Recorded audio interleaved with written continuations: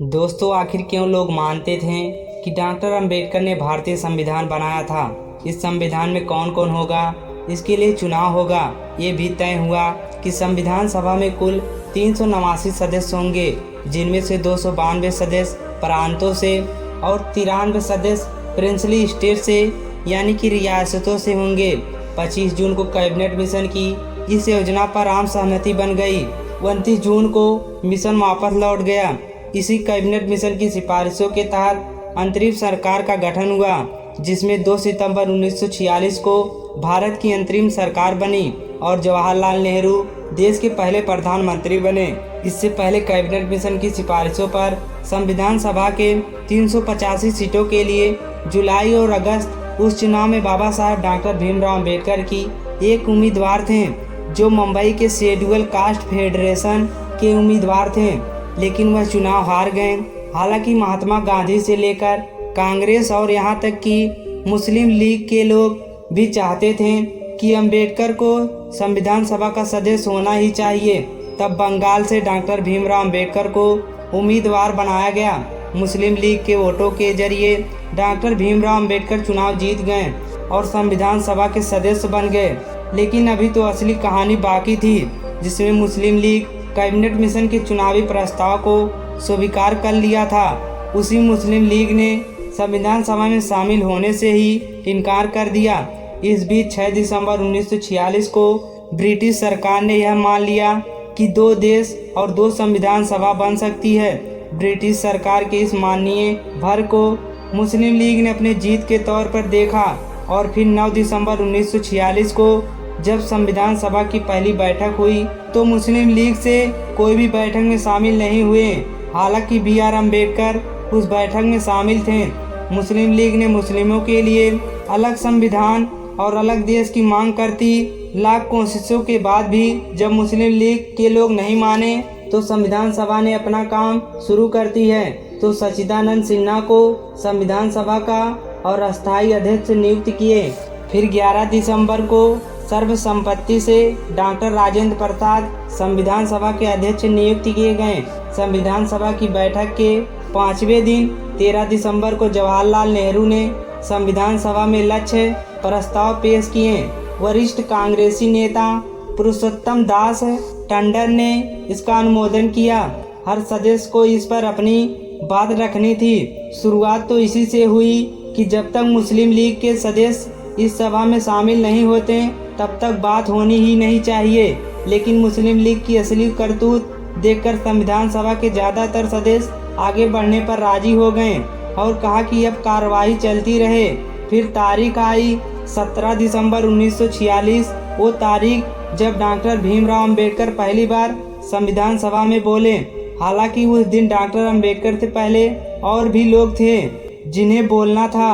वरिष्ठ पत्रकार राम बहादुर राय अपनी किताब भारतीय संविधान के अनकही कहानी में लिखते हैं कि अंबेडकर 17 दिसंबर को बोलने के लिए तैयार ही नहीं थे, क्योंकि उन्हें पता था कि और भी लोग उनसे पहले बोलने वाले हैं, लिहाजा उनका नाम अगले दिन आ सकता है और तब वो तैयारी करके संविधान सभा में बोल सकते हैं। लेकिन और लोगों को पीछे छोड़ते हुए 17 दिसंबर को ही संविधान सभा के अध्यक्ष डॉक्टर राजेंद्र प्रसाद हैं डॉक्टर अंबेडकर को बोलने के लिए आमंत्रित कर दिया। उस दिन डॉक्टर अंबेडकर बोले और खूब बोले और ऐसा बोले कि उनका कहा इतिहास हो गया। भारतीय संविधान की अनकही कहानी डॉक्टर अंबेडकर ने उस दिन कहा, कांग्रेस और मुस्लिम लीग की झगड़े को सुलझाने की एक और कोशिश जरूर करनी चाहिए। मामला इतना संगीन है कि इसका फैसला एक या दूसरे दल की प्रतिष्ठा के ख्याल से ही नहीं किया जा सकता। जहां राष्ट्र के भाग का फैसला करने का प्रश्न हो, वहां नेताओं, दल हो, संप्रदायों की शान का कोई मूल्य नहीं रहना चाहिए। वहां तो राष्ट्र के भाग को ही सर्वोपरि रखना चाहिए। उस दिन डॉक्टर अंबेडकर अपने भाषण का समापन करते हुए कहा, शक्ति देना तो आसान है पर बुद्धि देना कठिन है। लंबे वाद विवाद के बाद 22 जनवरी 1947 को संविधान सभा में लक्ष्य संबंधित प्रस्ताव स्वीकार कर लिया, जो संविधान का प्रस्तावना का आधार है। हालांकि उस दिन संविधान सभा के मुस्लिम लीग का कोई भी प्रतिनिधित्व संविधान सभा में नहीं आया। टकराव और बढ़ गया और तब 13 फरवरी 1947 को पंडित ने मांग की कि अंतरिम सरकार में शामिल मुस्लिम लीग के मंत्री इस्तीफा दे दें। सरदार पटेल ने भी यही दोहराया। इसी बीच 20 फरवरी को ब्रिटिश प्रधानमंत्री इटली ने घोषणा की जून 1948 से पहले सत्ता का हस्तांतरण कर दिया जाएगा, लेकिन इसके लिए इटली ने शर्त रखी और शर्त यह रखी थी कि जून 1948 से पहले संविधान बन जाना चाहिए। ऐसा नहीं हुआ तो फिर ब्रिटिश हुकूमत को विचार करना होगा कि सत्ता किसे सौंपी जाए। ऐसी परिस्थिति को देखते हुए 28 अप्रैल 1947 को संविधान सभा का तीसरा सत्र शुरू हुआ।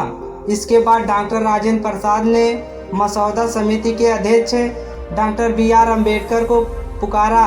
वह अपनी जगह पर खड़े हुए और कहा, मैं यह प्रस्ताव पेश करता हूँ कि संविधान को सभा ने जिस रूप में निश्चित किया है उसे पारित किया गया है। इस प्रस्ताव पर 17 नवंबर 1949 से 25 नवंबर 1949 तक बहस हुई। 26 नवंबर को संविधान सभा के अध्यक्ष के तौर पर डॉक्टर राजेंद्र प्रसाद ने अपना आखिरी अध्यक्षीय भाषण दिया। भाषण खत्म होने के बाद डॉक्टर राजेंद्र प्रसाद ने यह प्रश्न पूछा कि इस सभा द्वारा निश्चित किए गए रूप में यह संविधान पारित किया जाए। पत्रकार राम बहादुर राय अपनी किताब में भारतीय संविधान में अनकही कहानी लिखते हैं कि डॉक्टर राजेंद्र प्रसाद के इस सवाल पर ध्वनि मत से संविधान स्वीकृत किया गया।